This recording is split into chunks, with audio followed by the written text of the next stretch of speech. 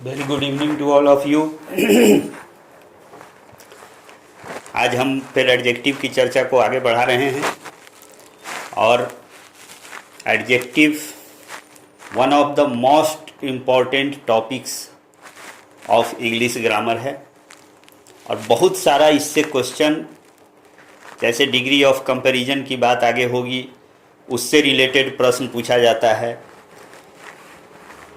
Comparative to superlative formation की बात या कंपैरेटिव टू पॉजिटिव या पॉजिटिव टू सुपरलेटिव, इस तरह के कन्वर्जन की बात होती है। तो इन सारे चीज़ों की चर्चा होनी है। एडजेक्टिव के प्लेसिंग की बात होती है, इसकी भी चर्चा हो चुकी है। तो ये सारे महत्वपूर्ण एस्पेक्ट्स हैं एडजेक्टिव के, इसलिए मैं बार बार आप लोगों से ये कह रहा हूँ कि proper attention should be given paid to whatever is being discussed with you. अभी तक जो चर्चा हुई उसमें बताया गया आपको एडजेक्टिव के काइंड्स की बात हो रही थी, जिसमें एडजेक्टिव ऑफ क्वालिटी की चर्चा हो गई थी। एडजेक्टिव ऑफ क्वांटिटी की बात हुई, एडजेक्टिव ऑफ नंबर की बात हुई पिछले वीडियो में, और ये कहा गया था कि कुछ एडजेक्टिव्स जो होते हैं वो एडजेक्टिव ऑफ नंबर के रूप में भी प्रयुक्त होते हैं और एडजेक्टिव ऑफ क्वांटिटी के रूप में भी प्रयुक्त होते हैं। एडजेक्टिव ऑफ क्वांटिटी की बात हम करते हैं तो अनकाउंटेबल नाउन को क्वालिफाई करने की बात करेंगे, और एडजेक्टिव ऑफ नंबर की जब हम बात करते हैं तो काउंटेबल नाउन को क्वालिफाई करने की बात होती है। तो लास्ट वीडियो में मैंने कहा था कि कुछ एडजेक्टिव्स ऐसे हैं जो बाउंड्री लाइन पर हैं। वो भारत के नागरिक भी हो सकते हैं, पाकिस्तान के नागरिक भी हो सकते हैं। वो कभी इधर कभी उधर हो जाएंगे, मतलब ज़रूरत पड़ेगी तो वो एडजेक्टिव ऑफ क्वांटिटी का काम भी करेगा और ज़रूरत पड़ेगी तो वो एडजेक्टिव ऑफ नंबर का भी काम करेगा। तो वैसे कौन कौन से एडजेक्टिव्स हैं उनको ज़रा सा जानिए आप। पहली जोड़ी है सम और एनी की, very important, not to be escaped. इसको छोड़ना नहीं है, इसको दिमाग में बैठा के रखना है। सम और एनी, इस पर खूब सवाल पूछा जाता है। मैंने कहा कि ये ऐसी जोड़ी है जो एडजेक्टिव ऑफ नंबर भी हो सकता है और ये एडजेक्टिव ऑफ क्वांटिटी भी हो सकता है। दोनों हो सकता है, ये भी हो सकता है, ये भी हो सकता है। डिफरेंस ये होगा, पहले हम लिखते चलें। पहली बात ये जान लें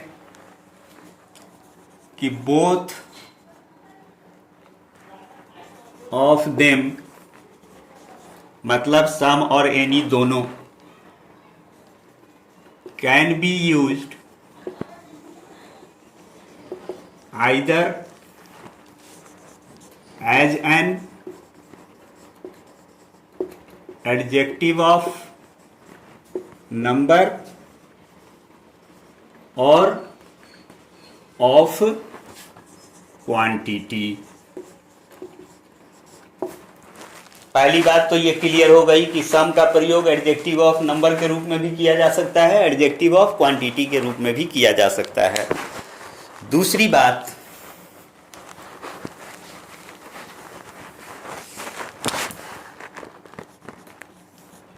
when they are used as adjective of number, they qualify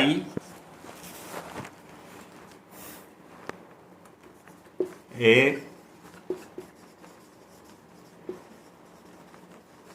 countable noun. इनके साथ क्या होगा, काउंटेबल नाउन का प्रयोग जैसे ही किया जाएगा, मतलब कि सम एनी आया हुआ हो प्लस अगर काउंटेबल नाउन है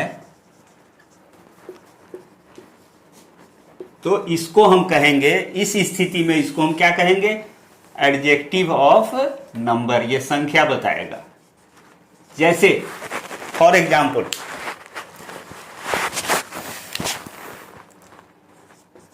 सम students are intelligent, any boy can do it. ये सेंटेंस दिया हुआ है, इसमें ये सम आया हुआ है।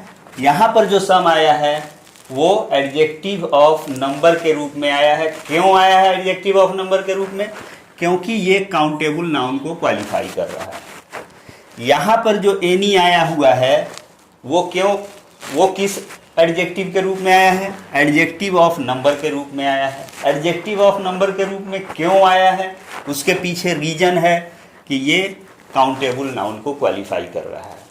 तो जब ये किसी काउंटेबल नाउन को क्वालिफाई करेगा तो एडजेक्टिव ऑफ नंबर कहलाएगा। तो तीसरी बात,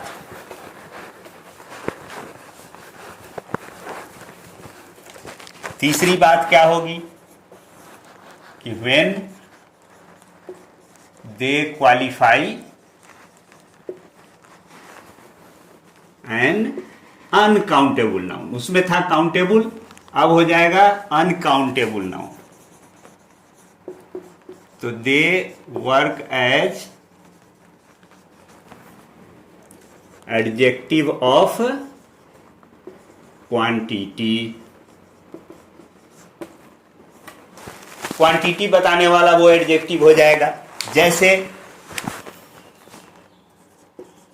सम milk is there in the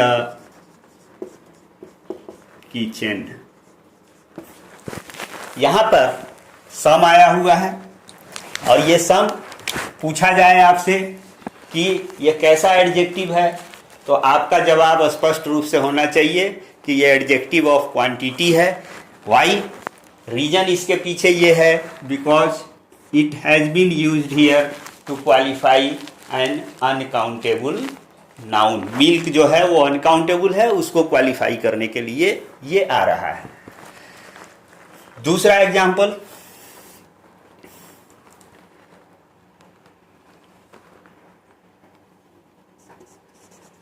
have you any money in your pocket, या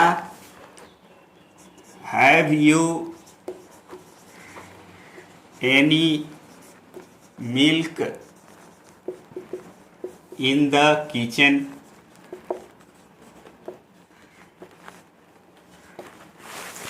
अब यहां पर ये मनी भी अनकाउंटेबल है, मिल्क भी अनकाउंटेबल है। यह एनी जो आया हुआ है वो अनकाउंटेबल नाउन को क्वालिफाई करने के लिए आया है। Therefore it is adjective of quantity. तो इन सारे एग्जाम्पल्स में सम का प्रयोग एडजेक्टिव ऑफ क्वांटिटी के रूप में किया गया, एनी का प्रयोग एडजेक्टिव ऑफ क्वांटिटी के रूप में किया गया। इसके पहले आपने देखा था एडजेक्टिव ऑफ नंबर के रूप में इनका कैसे प्रयोग किया गया था। अब यहाँ एक बड़ी महत्वपूर्ण चीज है, जो सबसे महत्वपूर्ण चीज अभी तक की, आज की सबसे महत्वपूर्ण बात यह है, चौथी बात, when some or any is used, most important, बहुत इंपॉर्टेंट है ये, सम और any is used as adjective of quantity. मतलब अनकाउंटेबल नाउन को क्वालिफाई करने के लिए आ रहा है अगर सम और एनी, तो जरा ध्यान देना है, थोड़ी सतर्कता बरतनी है। वो सतर्कता क्या होगी तो the sentence must be an affirmative sentence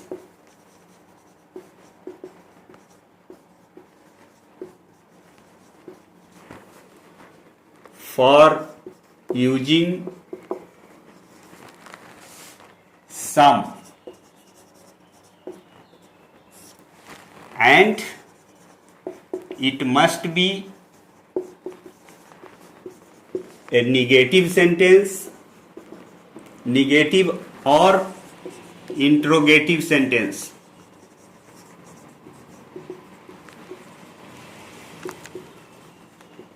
for using any। बहुत महत्वपूर्ण चीज है भाई। हमने कहा कि ये तो आप जान चुके हैं कि सम और एनी का प्रयोग एडजेक्टिव ऑफ नंबर के रूप में भी किया जा सकता है और एडजेक्टिव ऑफ क्वांटिटी के रूप में भी किया जा सकता है। जब वो किसी काउंटेबल नाउन को क्वालिफाई करेगा तो उसको एडजेक्टिव ऑफ नंबर कहेंगे, जब वो किसी अनकाउंटेबल नाउन को क्वालिफाई करेगा तो उसको एडजेक्टिव ऑफ क्वांटिटी कहेंगे। बट यहाँ पर कहा जा रहा है कि अगर सम और एनी का प्रयोग, सम या एनी का प्रयोग एडजेक्टिव ऑफ क्वांटिटी के रूप में किया जा रहा है, अर्थात उसके साथ कोई अनकाउंटेबल नाउन आ रहा है, तो you are not free at your will कि हम जो है सो जहां मन करे वहां सम का प्रयोग कर देंगे, जहां मन करेगा वहां एनी का प्रयोग कर देंगे। That is not allowed. क्या है? उसके लिए कंडीशन दिया हुआ है। वो कंडीशन क्या है कि सम के प्रयोग के लिए वाक्य का अफर्मेटिव होना जरूरी है। अफर्मेटिव मतलब सकारात्मक बात, मतलब जो निगेटिव या इंट्रोगेटिव नहीं हो, प्रश्न नहीं पूछा जाए या उसमें नॉट वगैरह का प्रयोग नहीं किया गया हो, तो वो अफर्मेटिव सेंटेंस होगा। तो सम का अगर प्रयोग करना है तो और किस रूप में प्रयोग करना है? एडजेक्टिव ऑफ क्वांटिटी के रूप में, अर्थात अनकाउंटेबल नाउन को क्वालिफाई करने के लिए हम उसका प्रयोग करने जा रहे हैं। तो ऐसी स्थिति में बहुत जरूरी है कि सेंटेंस जो है वो अफर्मेटिव हो। और एनी का प्रयोग अगर करना है तो अगर हमको एनी का प्रयोग करना है तो सेंटेंस का निगेटिव या इंट्रोगेटिव होना जरूरी है।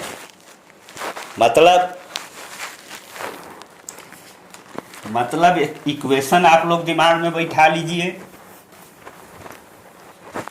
कि कहीं भी दुनिया के किसी कोने में भी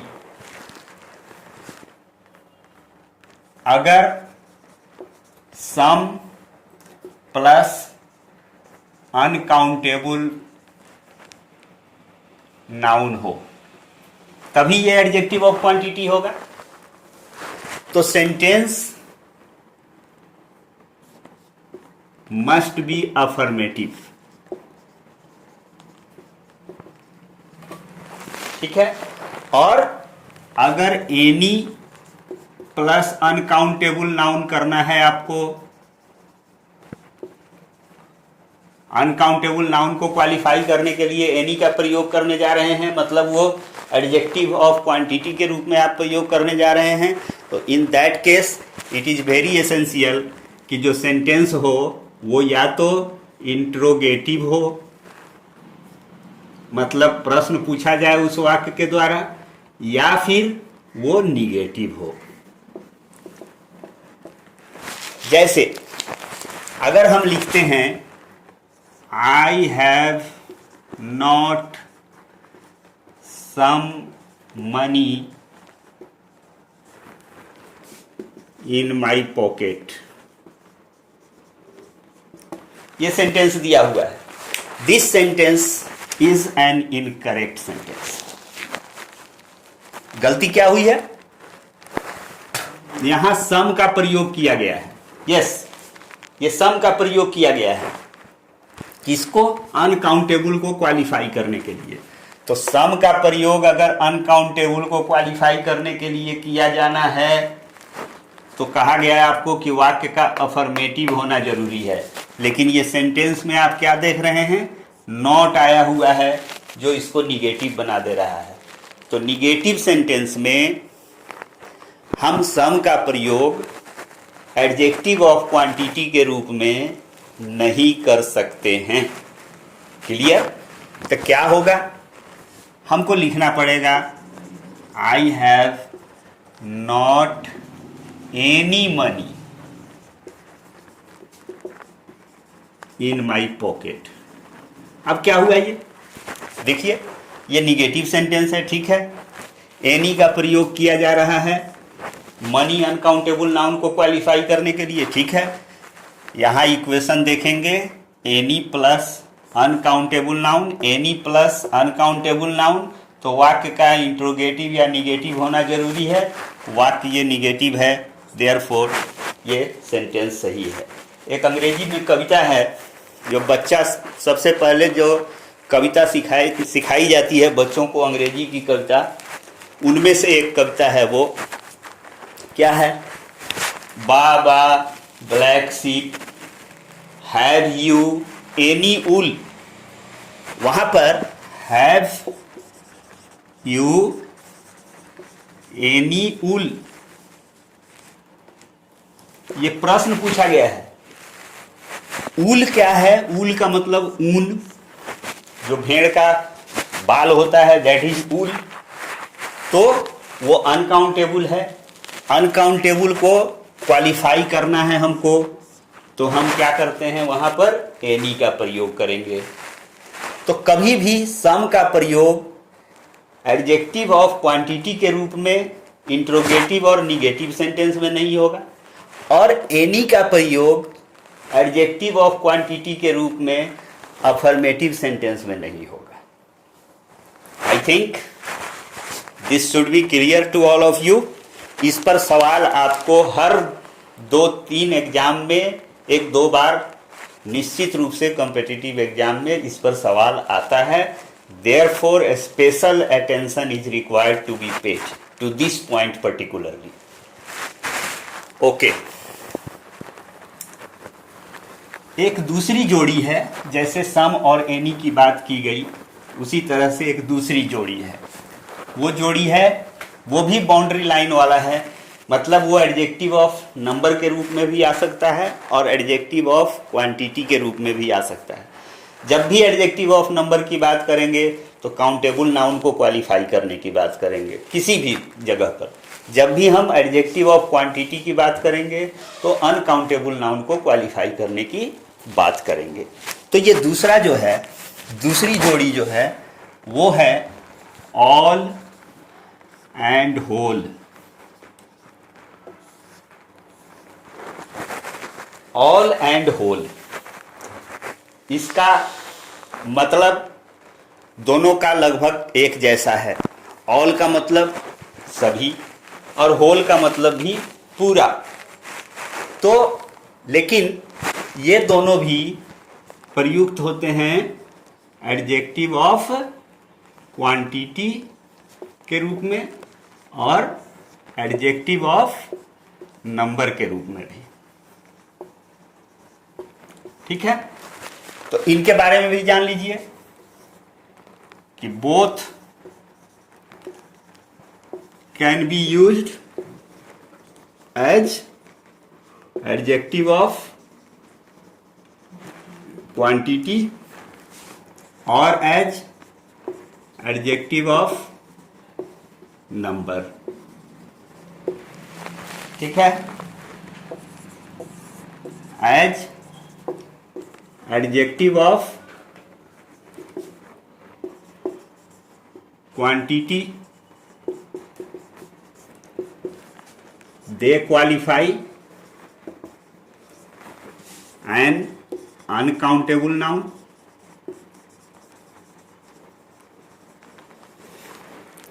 and as adjective of number they qualify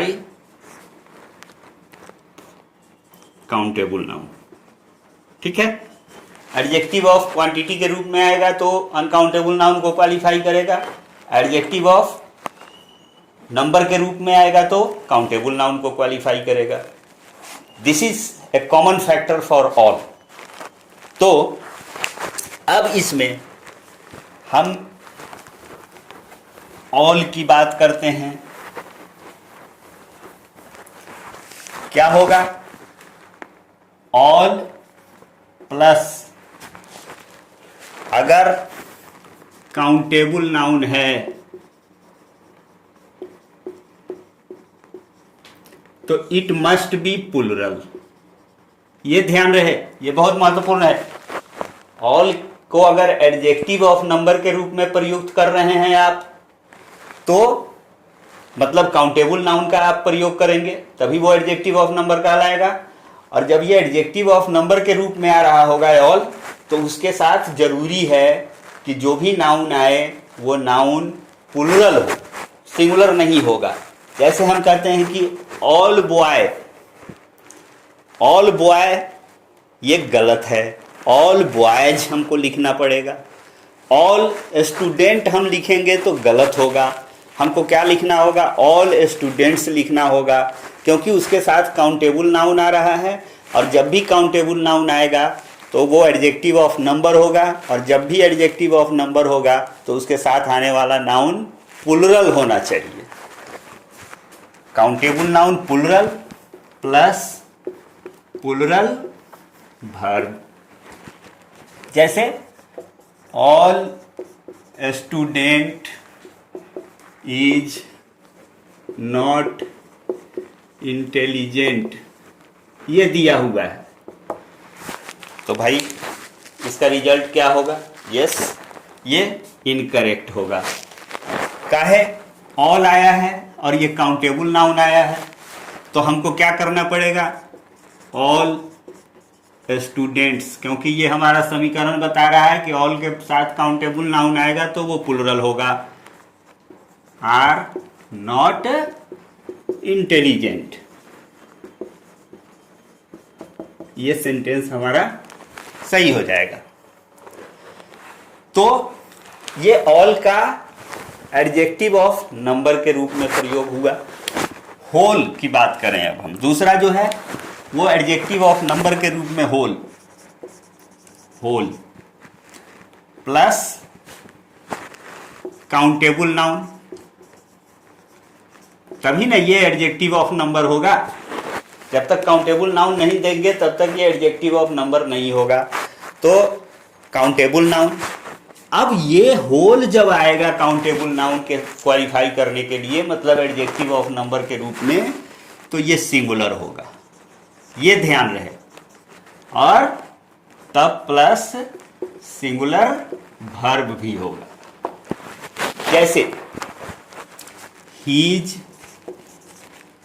whole body was stained with blood, ये सेंटेंस दिया हुआ है। किसी व्यक्ति के बारे में कहा जा रहा है कि उसका पूरा शरीर, होल बॉडी, खून से सना हुआ था।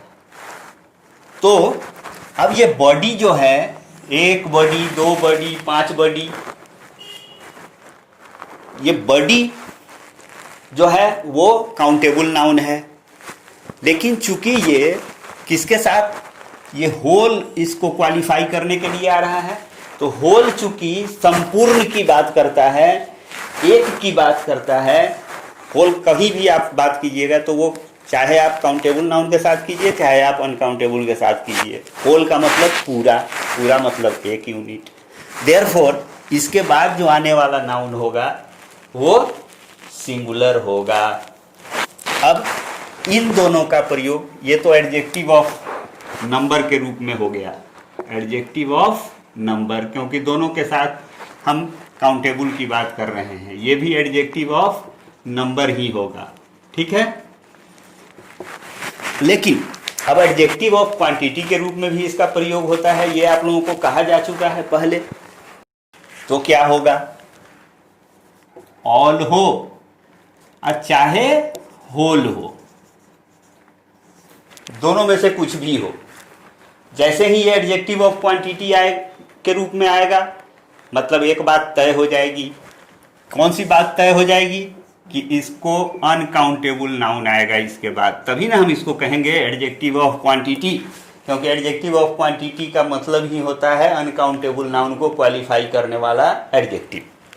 तो अनकाउंटेबल नाउन आएगा, और आप जानते हैं कि अनकाउंटेबल नाउन केवल और केवल सिंगुलर होता है, उसकी गिनती नहीं हो सकती है, इसलिए हम उसके साथ 1 2 3 4 नहीं कर सकते हैं, देयरफॉर वो सिंगुलर होगा। तो मतलब यहाँ वर्ब भी क्या होगा?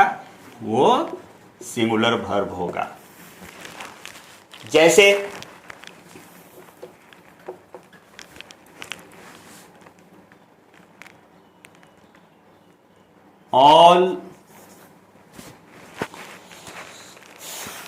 all water is not drinkable। मतलब हम कह रहे हैं कि सारा पानी पीने योग्य नहीं होता है। गटर का पानी है, नाले का पानी है, उसको आप नहीं पी सकते हैं। नदी बहुत सी गंदी है, किसी तालाब का पानी है, वो आप नहीं पी सकते हैं। तो यहाँ पर जो ये ऑल आया हुआ है, ये किसको क्वालिफाई कर रहा है? वाटर को। वाटर क्या है भाई? अनकाउंटेबल है। तो क्लियर हो गया। यहाँ पर ऑल हम पूछेंगे अगर आपसे कि ये कौन सा एडजेक्टिव है, तो आपको एक ही जवाब सूझेगा, एक ही जवाब सूझना चाहिए आई शुड से, कि ये एडजेक्टिव ऑफ क्वांटिटी है, क्योंकि अनकाउंटेबल नाउन को क्वालिफाई कर रहा है, और ये वर्ब जो है वो सिंगुलर वर्ब आया हुआ है, देन इट्स ओके। उसी तरह से हम होल का एक प्रयोग करें। Whole milk has turned sour. 5 litre दूध आप रखे हुए हैं और सारा दूध आपका टर्न सावर मतलब फट जाए। टर्न सावर का मतलब होता है मिल्क, टर्न सावर मतलब वो दूध फट गया। तो होल मिल्क हैज टर्न सावर। अब यस, ये होल शब्द जो आया हुआ है, ये यहाँ पर इसके साथ आने वाला नाउन क्या है? अनकाउंटेबल है। ठीक है, तो ये एडजेक्टिव ऑफ क्वांटिटी है, और तब वर्ब भी इसके साथ जो आया हुआ है वो सिंगुलर वर्ब होगा। तो इनको आपकी नज़र इस 4 जो हैं 2 जोड़ी, जिसमें आपको सम और एनी की बात की गई, उस पर कॉम्पिटिटिव एग्जाम में सवाल रहता है मोस्ट ऑफ द टाइम। और दूसरी बात की गई कि ऑल और होल की, ये चारों बाउंड्री लाइन वाले केसेस हैं। मतलब जब ये एडजेक्टिव ऑफ नंबर के रूप में भी आ सकते हैं, एडजेक्टिव ऑफ क्वांटिटी के रूप में भी आ सकते हैं। जब ये एडजेक्टिव ऑफ नंबर के रूप में आते हैं तो ये काउंटेबल नाउन को क्वालिफाई करते हैं। जब ये एडजेक्टिव ऑफ क्वांटिटी के रूप में आते हैं तो अनकाउंटेबल नाउन को क्वालिफाई करते हैं। जब सम और एनी में अगर वो अनकाउंटेबल नाउन को क्वालिफाई करने के लिए आ रहा है, अर्थात एडजेक्टिव ऑफ क्वांटिटी के रूप में आ रहा है, तो यू मस्ट बी केयरफुल कि एनी का प्रयोग तब करना है जब वाक्य इंट्रोगेटिव या निगेटिव हो, और सम का प्रयोग तब करना है जब वाक्य अफर्मेटिव हो। इस पर सवाल रहता है, इस पर आपको केयरफुल रहना है और हाईली अलर्ट रहना है। Now next variety of adjective, adjective of quality हुई, क्वांटिटी हुई, नंबर की बात हुई। अब अगली वेराइटी क्या है? वो है इंट्रोगेटिव। इंट्रोगेटिव एडजेक्टिव, नाम से क्लियर है। इंट्रोगेट प्रश्नवाचक, इंट्रोगेट को मैं बता चुका हूं। तो प्रश्नवाचक, इंट्रोगेट मतलब होता है प्रश्न पूछना, और एडजेक्टिव जब आवे तो यह अगर प्रश्न भी पूछे और नाउन को क्वालिफाई भी करे, दैट इज इंट्रोगेटिव एडजेक्टिव। कि पहली बात कि an adjective which qualifies a noun, pronoun and at the same time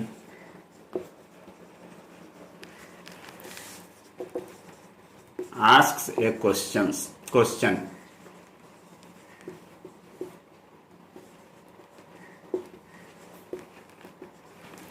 मतलब एडजेक्टिव की बात हो रही है तो नाउन को प्रोनाउन को क्वालिफाई करने वाले शब्द की बात हो रही है, बट नेचुरल है। अब अगर ये नाउन प्रोनाउन को क्वालिफाई करे और साथ साथ प्रश्न भी पूछे तो वो इंट्रोगेटिव एडजेक्टिव होगा। जैसे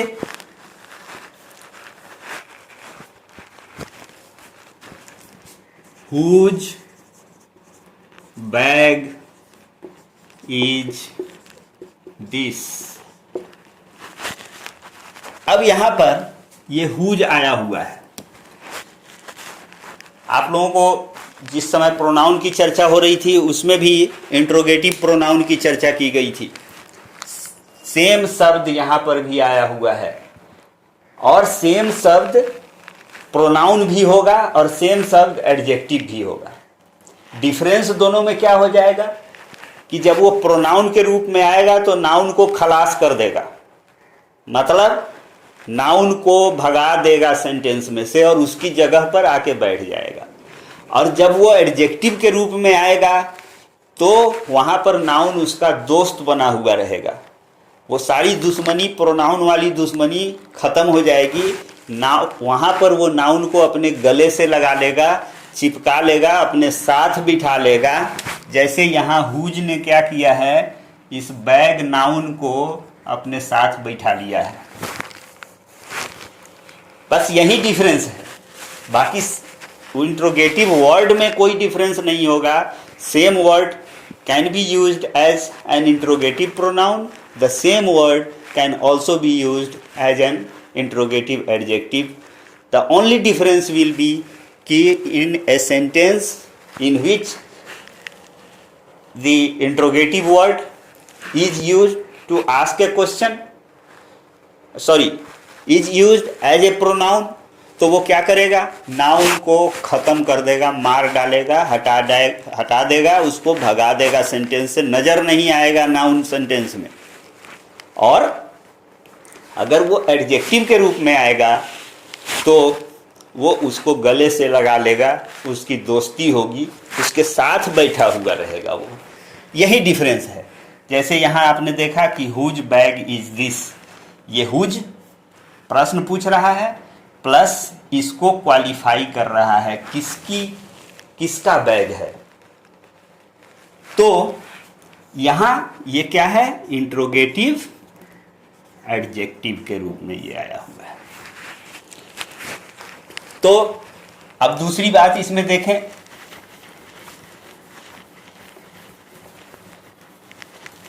दूसरी बात क्या होगी कि दी WH वर्ड्स मतलब who, what, which, whose, whom, ये सब जो WH वर्ड है इनके बारे में पहले बताया जा चुका है कि इनका 3 यूज होता है। फिर जो लोग लेट ज्वाइन किए हुए हों उनके लिए ये बात दोहरा देना चाह रहा हूँ कि WH वर्ड का 3 काम होता है। वो या तो प्रश्न पूछता है, मोस्ट ऑफ द टाइम वो कॉमन यूज है उसका प्रश्न पूछना। दूसरा काम होता है दो क्लॉजेज को या दो सेंटेंसेस को वो आपस में कनेक्ट करता है रिलेटिव वर्ड के रूप में। और तीसरा काम होता है वो सडन एक्सक्लामेशन को एक्सप्रेस करता है, what a fine morning, what a beautiful scene, what a long snake. ये सब जो है वो surprise, sudden expression, sudden feeling को एक्सप्रेस करता है। बस इतना ही 3 काम है WH वर्ड्स का। तो दी WH वर्ड्स जो हु, व्हाट, विच, हुज, हुम, ये सब जो WH वर्ड्स हैं वो व्हेन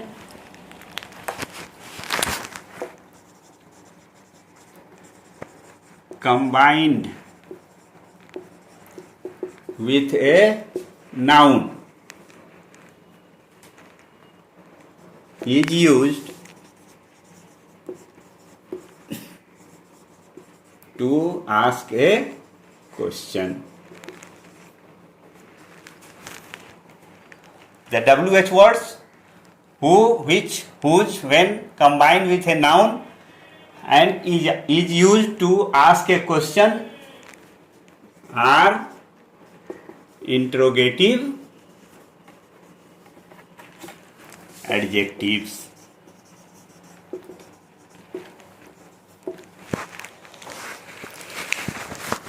ठीक है, तो जैसे which poet do you like most, यहां पर which आया हुआ है। पोएट क्या है? नाउन है, इसको क्वालिफाई करने के लिए आया हुआ है, साथ साथ प्रश्न पूछ रहा है, therefore it is interrogative. Now interrogative में इतनी ही बातें हैं। इंट्रोगेटिव एडजेक्टिव में क्या होगा? WH वर्ड हो प्लस नाउन हो, या प्रोनाउन की भी बात हो सकती है, बराबर। और ये हो प्लस क्या हो? ऑक्सिलियरी वर्ब हो, बराबर ये कहलाएगा इंट्रोगेटिव एडजेक्टिव। ठीक है, अब इसका दूसरा भाई जो इसके साथे साथे आता है, प्रोनाउन में भी वो भाई आया था। इंट्रोगेटिव का भाई सेम रूप वाला, जैसे बाली और सुग्रीव सेम रूप वाले थे, उसी तरह से ये भी सेम रूप वाला यही शब्द क्या बन जाएगा?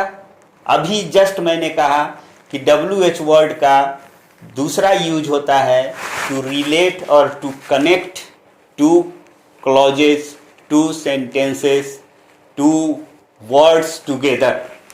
तो जब ये उस काम के लिए आएगा WH वर्ड, तो वहां पर उसको हम क्या कहेंगे?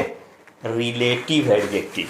जैसे आपने रिलेटिव प्रोनाउन देखा था इंट्रोगेटिव के बाद रिलेटिव, उसी तरह से यहां पर भी हो जाएगा इंट्रोगेटिव के बाद रिलेटिव एडजेक्टिव।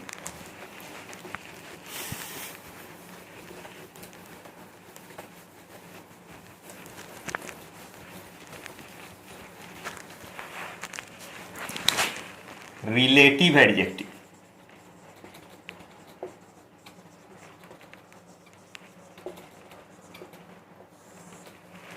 ठीक है। इसमें बस सिंपल सी बात ये जान लीजिए कि all WH words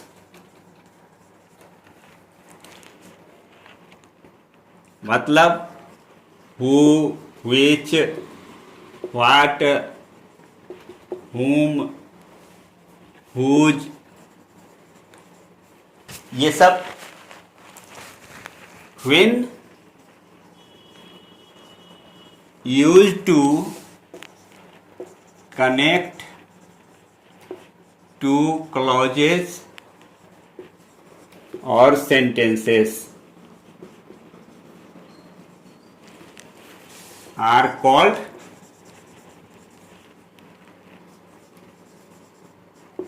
relative adjective. Noun pronoun को क्वालिफाई करे और दो क्लॉज को आपस में जोड़े। प्रश्न पूछेगा WH वर्ड तो इंट्रोगेटिव एडजेक्टिव कह देंगे, और अगर वो रिलेट करेगा, कनेक्ट करेगा, तो उसको हम रिलेटिव एडजेक्टिव कह देंगे। जैसे आई नो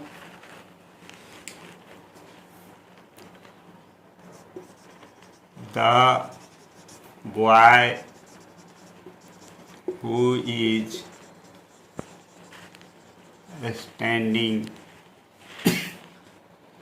देयर। चाहे आई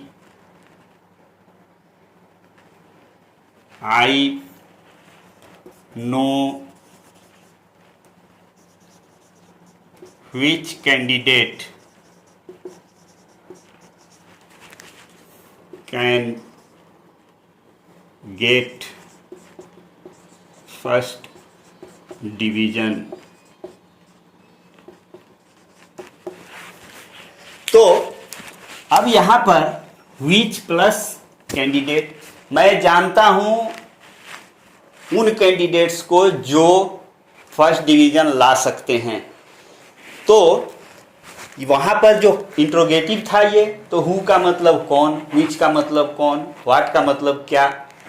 और जब ये रिलेटिव हो जाएगा तो इसका मतलब जो, जॉन, इस सेंस में उसका मतलब हो जाता है। वो प्रश्न नहीं पूछ के कौन क्या नहीं पूछता है, जो, जॉन करके वो कनेक्ट करता है।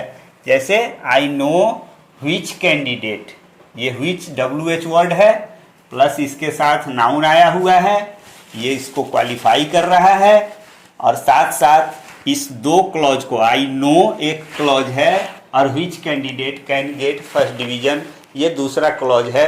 क्लॉज की चर्चा फिर आगे होगी, विस्तृत, बड़ी विस्तृत चर्चा उसकी होगी। तो उस समय आपको बताया जाएगा कि कैसे कैसे सबऑर्डिनेट क्लॉज क्या होता है, प्रिंसिपल क्लॉज क्या होता है, इन सारी चीज़ों की चर्चा होगी। बट अभी जान लीजिए आप कि ये दो क्लॉज को, एक क्लॉज ये है क्लॉज 1 और ये क्लॉज ये है क्लॉज 2, इस दोनों को ये कनेक्ट कर रहा है WH वर्ड। देयरफॉर यहाँ, और ये इस नाउन को क्वालिफाई भी कर रहा है, therefore it is a relative adjective. Clear. अब अगला एडजेक्टिव जो है वो क्या है भाई,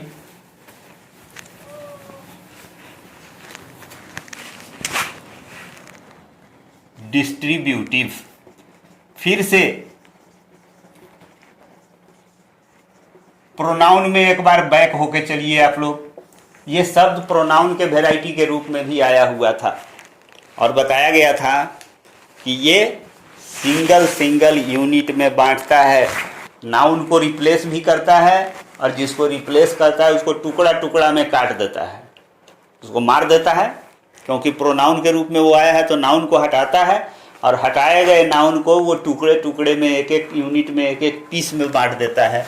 अब ये डिस्ट्रीब्यूटिव एडजेक्टिव है तो ये काटता तो नहीं है, दोस्त है इसका नाउन एडजेक्टिव के रूप में जब ये आता है, लेकिन उसके यूनिट की बात करता है। ये भी डिस्ट्रीब्यूटिव, डिस्ट्रीब्यूट करने वाला। तो इसमें आप लोग देख चुके हैं पहले, वही शब्द फिर रिपीट होगा, each, every, either, neither,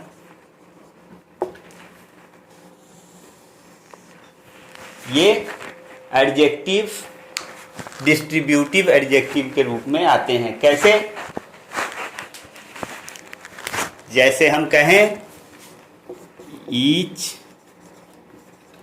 student has a pen, each plus student, ये नाउन, ये एडजेक्टिव, एडजेक्टिव में डिस्ट्रीब्यूटिव।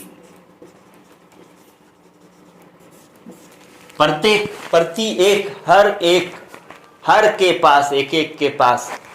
तो इस सेंस में हम इन सब का प्रयोग करते हैं। और इसको मैं फिर रिपीट नहीं करूँगा। प्रोनाउन का जो लेक्चर है उसको आप लोग देखिए कि ईच का प्रयोग किस तरह से किया जाता है। ईच का प्रयोग हम दो में से एक या प्रत्येक की बात करनी हो तब भी कर सकते हैं। दो से ज़्यादा की बात में से एक प्रत्येक की बात करनी हो तब भी कर सकते हैं।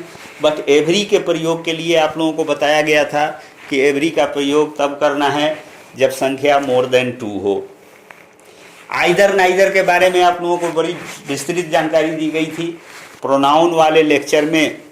उस लेक्चर को आप लोग एक बार फिर से रिपीट करके देख लीजिए। उसमें उसकी चर्चा की गई थी और ये बताया गया था कि इन दोनों का प्रयोग जब भी होता है कि संख्या न 2 से कम होगी तब होगा, न 2 से ज़्यादा होगी तब होगा। मतलब exactly when the number is 2, जब संख्या 2 हो तभी हम आइदर नाइदर का प्रयोग करते हैं। न 2 से कम में उसका प्रयोग कर सकते हैं, न 2 से ज़्यादा के लिए हम उसका प्रयोग कर सकते हैं। तो ये डिस्ट्रीब्यूटिव एडजेक्टिव की बात हो गई। अगला एडजेक्टिव डिमॉन्स्ट्रेटिव है।